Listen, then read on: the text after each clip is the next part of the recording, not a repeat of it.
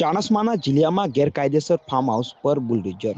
મસ્તાની ગેંગના મુખ્ય સૂત્રધાર ભાવેશ દેસાઈના કબજાવાળી ગૌચર જમીન ખાલી કરાવાઈ. પાટણ જિલ્લાના ચાણસ્મા તાલુકાના જીલિયા ગામે પોલીસ વાન પર હુમલા બાદ તંત્રએ કડક કાર્યવાહી કરી છે. મસ્તાની ગેંગના મુખ્ય સૂત્રધાર ભાવેશ દેસાઈ દ્વારા ગૌચરની જમીન પર બનાવેલા ગેરકાયદેસર જીલિયા ફાર્મ હાઉસ પર બુલડોઝર ફેરવી દેવાની શરૂઆત થઈ ગઈ છે. આ ડિમોલેશનની કામગીરી ચુસ્ત પોલીસ બંદોબસ્ત વચ્ચે પૂર્ણ કરવામાં આવી રહી છે. તપાસમાં સામે આવ્યું હતું કે ભાવેશ દેસાઈએ ચાણસ્મા પંથકમાં ગૌચરની સરકારી જમીન પર ગેરકાયદેસર રીતે કબજો જમાવીને જીલિયા ફાર્મ હાઉસનું નિર્માણ કર્યું હતું. આ ગેરકાયદેસર દબાણને દૂર કરવા માટે ચાણસ્મા વહીવટી વિભાગ દ્વારા આજે સાંજે કામગીરી શરૂ કરવામાં આવી હતી.